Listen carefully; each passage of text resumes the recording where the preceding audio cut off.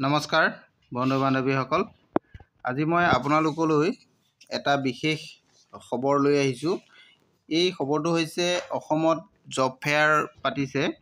এই job fair কাৰণে আপোনালোকে চাব কি কি পদ আছে আৰু কেনেধৰণে পদবিলাক ওলাব, কেনেধৰণে এপ্লাই কৰিব, এই সকলো বিষয়ে ক'ম। এই পদসমূহ আপোনালোকে নিশ্চয় ইয়াতে দেখা পাইছে। Government of India ministry of এডুকেশ্যনৰ পৰা এইটো পতা হৈছে জব ফেয়াৰটো। এইটো কোন কোন হেৰিয়ে পাতিছে এইখিনি কথা ইয়াতে দিয়া আছে।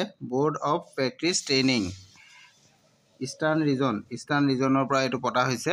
ইয়াৰে জব ফেয়াৰটো হৈছে অসমৰ কাৰণে। তো আছাম ইঞ্জিনিয়াৰিং ইনষ্টিটিউট আছাম, এইটো আছে আপোনালোকৰ গুৱাহাটীত আছে, গুৱাহাটী চানমাৰীত আছে। ইয়াতে আপোনালোকৰ জব ফেয়াৰটো হ'ব। ডেষ্টিনেশ্যনটো এইটো হৈছে। ডাইৰেক্ট আপোনালোকৰ তাতে ইণ্টাৰভিউ হ'ব। এইটো আপোনালোকে দেখিছে ডাইৰেক্ট ইণ্টাৰভিউ হ'ব। ইয়াৰ কাৰণে আপোনালোকে ৰেজিষ্ট্ৰেশ্যন কৰিব লাগিব। ইয়াৰ ডেটটো দিয়া হৈছে আপোনালোকৰ 6 মাৰ্চ 2025। 6 মাৰ্চত আপোনালোকৰ এইটো হ'ব, ডাইৰেক্ট ইণ্টাৰভিউ হ'ব। ইয়াৰে ভেন্যুটো আপোনালোকে ইয়াতে নিশ্চয় দেখা পাইছে ক'ত হ'ব। আছাম ইঞ্জিনিয়াৰিং ইনষ্টিটিউট চানমাৰী গুৱাহাটী আছাম, ইয়াতে হ'ব। গতিকে ইয়াতে আপোনালোকে কৰিব পাৰিব। ইয়াতে এপ্লাই কৰিবলৈ হ'লে আপোনালোকে প্ৰথমতে ৰেজিষ্ট্ৰেশ্যন কৰিব লাগিব। ফ্ৰী ৰেজিষ্ট্ৰেশ্যন হয়, গতিকে আপোনালোকে এপ্লাই কৰিব পাৰিব। ইয়াৰ লিংকটো, অফিচিয়েল লিংকটো মই এইটো আপোনালোকক দি দিছোঁ। এইটো চাওক, এইটো ইয়াৰ অফিচিয়েল লিংকটো apprentice.bopter.org/jobfair। এই ৱেবছাইটত যাব লাগিব আপোনালোকে। তাতে আপোনালোকে এপ্লাই কৰিব পাৰিব। এপ্লাই লাষ্ট ডেটটো, অৰ্থাৎ আপোনালোকৰ ৰেজিষ্ট্ৰেশ্যনৰ লাষ্ট ডেটটো দিয়া হৈছে 3 মাৰ্চ। অৰ্থাৎ আপোনালোকে 3 মাৰ্চলৈকে আপোনালোকে ইয়াতে ৰেজিষ্ট্ৰেশ্যন কৰিব পাৰিব। আৰু ইয়াতে আপোনালোকৰ ইণ্টাৰভিউটো হ'ব 6 মাৰ্চ 2025। গতিকে আপোনালোকে 3 মাৰ্চৰ আগতে এপ্লাইটো কৰক। এপ্লাইটো কৰিবৰ কাৰণে আপোনালোকৰ নিয়মসমূহ মই আপোনালোকক দেখাই দিম। আপোনালোকে ভিডিঅ'টো শেষলৈকে চাই থাকিব। আৰু ইয়াত যিখিনি পদ আছে, পদসমূহৰ কাৰণে আপোনালোকৰ ইলিজিবিলিটিটোৰ বিষয়ে ইয়াতে উল্লেখ আছে। আপোনালোকে এইটো চাই ল'ব পাৰিব। ইলিজিবিলিটি গ্ৰেজুৱেট হ'ব লাগিব, এণ্ড ডিপ্ল'মা ইন ইঞ্জিনিয়াৰিং বা টেকন'লজি বা graduate diploma in general stream ছাচ S BA বা BSc বা BCom হ'ব লাগিব, এইটো হ'ব লাগিব। আৰু আপোনালোকৰ বেচলৰ ডিগ্ৰীটো পাছ কৰিব লাগিব 2020 পৰা 2024ৰ ভিতৰত হ'ব লাগিব। এইটো কথাও ইয়াতে উল্লেখ আছে। যদি আছে তেনেহ'লে আপোনালোকে এপ্লাই কৰিব পাৰিব ইয়াৰ কাৰণে। আৰু ইয়াতে কি কি বস্তু প্ৰয়োজন আছে সেইখিনি কথাও উল্লেখ আছে। আপোনালোকক মাৰ্কশ্বিটটো আপোনালোকে ফাইনেল ইয়েৰৰ মাৰ্কশ্বিট প্ৰডিউচ কৰিব লাগিব, পাছ চাৰ্টিফিকেট, এইখিনি বস্তু আপোনালোকে দিব লাগিব। আৰু ইয়াৰ বিষয়ে আপোনালোকে কেনেধৰণে এপ্লাই কৰিব সেইখিনি মই ভিডিঅ'ত দেখাই আছোঁ, আপোনালোকে চাই থাকিব। বন্ধু বান্ধৱীসকল, আপোনালোকক মই ইয়াত কেনেধৰণে এপ্লাই কৰিব এই সম্পূৰ্ণ প্ৰচেছটো দেখাব বিচাৰিছোঁ। ইয়াতে আপোনালোকে নাম্বাৰ 1 ষ্টেপ দেখুওৱা হৈছে। নাম্বাৰ 1 ষ্টেপত আপোনালোকে এইটো যিটো অফিচিয়েল ৱেবছাইট, এই অফিচিয়েল ৱেবছাইটত যাব। এই অফিচিয়েল ৱেবছাইটত যোৱাৰ পাছত ইয়াত নেক্সট যিখন মেনু আপোনালোকে দেখিছে, এই মেনুখনৰ আপোনালোকৰ ইয়াতে ৰাউণ্ড চিন যিটো দিয়া আছে, আপোনালোকে এই ৰাউণ্ড চিন অপশ্যন দেখিছে, ইয়াতে যাব লাগিব।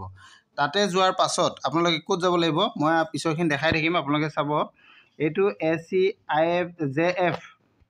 SEJF এই অপশ্যনত যোৱাৰ পাছত আপোনালোকৰ নেক্সট ছেকেণ্ড যিটো অপশ্যন ষ্টেপ আহিব, এই ছেকেণ্ড ষ্টেপত আপোনালোকে ক'ত কি কৰিব লাগিব বুলি কৈছে চাওক। আপোনালোকে ইয়াতে তলত দেখিছে যিটো ৰাউণ্ড চিন দেখুওৱা হৈছে, এইটো তলত ৰাউণ্ড চিন দেখুওৱা হৈছে, ইয়াতে এপ্লাই বুলি এটা অপশ্যন পাব। সেই এপ্লাই অপশ্যনত আপোনালোকে যাব লাগিব। ইয়াতে আপোনালোকৰ কোনটো ৰিজনৰ হয়, যদি আছামৰ হয় তেতিয়াহ'লে ইয়াতে আহি যাব আপোনালোকৰ ইষ্টাৰ্ণ ৰিজন বুলি আহিব। এই ইষ্টাৰ্ণ ৰিজনত আপোনালোকে গ'লে আছামৰটো আহিব, এইটো বেলেগৰ হয়। আপোনালোকে তেনেকৈ অসমৰটো কাৰণে আহিব। অসমৰটো হ'লে আপোনালোকে ইয়াতে দেখা পাব আছাম ইঞ্জিনিয়াৰিং ইনষ্টিটিউট গুৱাহাটী চানমাৰী বুলি এনেকৈ আহিব। অহাৰ পাছত আপোনালোকে ইয়াতে এপ্লাই অনলাইন যিটো আছে অপশ্যন আছে, ৰেজিষ্ট্ৰেশ্যন অপশ্যন আছে, তাতে আপোনালোকে ৰেজিষ্ট্ৰেশ্যনটো কৰিব। ৰেজিষ্ট্ৰেশ্যনত ক্লিক কৰাৰ পাছত আপোনালোকৰ থাৰ্ড ষ্টেপটো আহিব। থাৰ্ড ষ্টেপটোত আপোনালোকৰ এখন ফৰ্ম আহিব, এষ্টাব্লিছমেণ্ট ৰেজিষ্ট্ৰেশ্যনৰ এটা পেজ আহিব। এই পেজটো এনেধৰণৰ হ'ব, আপোনালোকে চাওক, এইটো পেজটো এনেধৰণৰ হ'ব, এই তেনেধৰণৰ হ'ব। এই পেজটো আপোনালোকে ফিল আপ কৰিব লাগিব। ফিল আপ কৰাৰ পাছত আপোনালোকে এই ৰেজিষ্ট্ৰেশ্যন অপশ্যনত যাব লাগিব। ৰেজিষ্ট্ৰেশ্যন অপশ্যনত যেতিয়া যাব, আপোনালোকে ৰেজিষ্ট্ৰেশ্যন হৈ যাব। ৰেজিষ্ট্ৰেশ্যন হোৱাৰ পাছত আপোনালোকৰ এডমিনিষ্ট্ৰেটৰৰ পৰা এপ্ৰুভ হ'ব। এপ্ৰুভ হোৱাৰ পাছত আপোনালোকে কি কৰিব লাগিব, লগ ইন কৰিব লাগিব। এপ্ৰুভ হোৱাৰ পাছত যেতিয়া আপোনালোকৰ এপ্ৰুভ হৈ যাব, এপ্ৰুভ হৈ যোৱাৰ পাছত আপোনালোকে এইটো এষ্টাব্লিছমেণ্ট লগ ইন এইটো নিশ্চয় আপোনালোকে দেখিছে এষ্টাব্লিছমেণ্ট লগইন। এই এষ্টাব্লিছমেণ্ট লগইন অপশ্যনত আপোনালোকে যাব লাগিব। এষ্টাব্লিছমেণ্ট লগইন অপশ্যনত যোৱাৰ পাছত আপোনালোকৰ যিটো আই ডি পাছৱৰ্ড থাকিব, সেই আই ডি পাছৱৰ্ডটো ইয়াতে বহাই আপোনালোকে লগইন কৰি ল'ব লাগিব। লগইন কৰি লোৱাৰ পাছত আপোনালোকে 5 নম্বৰ ষ্টেপত লগইন যেতিয়া হ'ব, হোৱাৰ পাছত আপোনালোকে ইয়াতে আপকামিং অপশ্যনত আহিব। আপকামিঙত আপোনালোকৰ যিখিনি জব আছে, জবখিনি আপোনালোকে প্ৰফাইলটো শ্ব' কৰিব। শ্ব' কৰাৰ পাছত আপোনালোকে ইয়াতে ডিটেইলছখিনি বহাব লাগিব। ডিটেইলছখিনি আপোনালোকে ফিল আপ কৰিব। ইয়াতে ডিটেইলছবোৰ ফিল আপ কৰিব লাগিব। প্ৰফাইলটো আপোনালোকে বনাব লাগিব। বনোৱাৰ পাছত আপোনালোকৰ ইয়াতে জববিলাক ক'ত ক'ত আছে, কোনটো জবৰ কাৰণে আপুনি এপ্লাই কৰিব, আপকামিং জবসমূহৰ ইয়াতে এপ্লাই কৰি দিব। যিটো অপশ্যনত আপোনালোকৰ আহিব, সেই অপশ্যনত আপোনালোকে এপ্লাই কৰিব। এপ্লাই কৰাৰ পাছত আপোনালোকে যেতিয়া এপ্লাই হৈ যাব, এপ্লাই হোৱাৰ পাছত আপোনালোকৰ ইণ্টাৰভিউ ইনফৰমেশ্যনখিনি ইয়াতে দিব লাগিব। এইটো ইয়াতে দেখিছে ইণ্টাৰভিউ ইনফৰমেশ্যন, পোষ্ট ৰিকুইপমেণ্ট, কি বস্তু আছে, এইখিনি বস্তু আপোনালোকে ফিল আপ কৰি দিব লাগিব। ফিল আপ কৰাৰ পাছত আপোনালোকে কি কৰিব লাগিব, ইয়াতে ছাবমিট অপশ্যন আছে, ছাবমিট অপশ্যনত গৈ ছাবমিটটো কৰিব লাগিব। এইখিনি আপোনালোকে কৰিব লাগিব, গোটেইখিনি বস্তু ছাবমিট কৰিব লাগিব।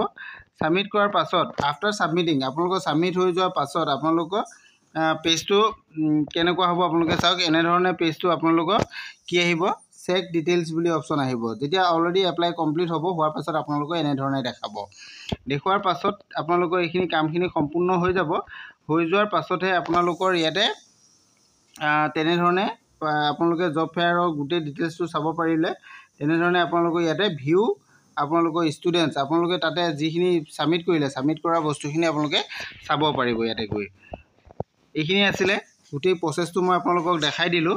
ইয়াতে যদি আপোনালোকৰ কিবা প্ৰব্লেম হয়, তেনেহ'লে আপোনালোকৰ টেকনিকেল প্ৰব্লেম বা আদাৰ ইছ্যু যদি কিবা থাকে, তেনেহ'লে এইকেইটা আপোনালোকৰ মেইল নাম্বাৰ মেইল দিয়া হৈছে, ইমেইল আইডিত আপোনালোকে কৰিব পাৰিব। নহ'লে আপোনালোকে এই নাম্বাৰকেইটাটো কল কৰি ইয়াৰ হেল্প আপোনালোকে ল'ব পাৰিব। আজিৰ ভিডিঅ'টো ইমানেই আছিলে। Thank U.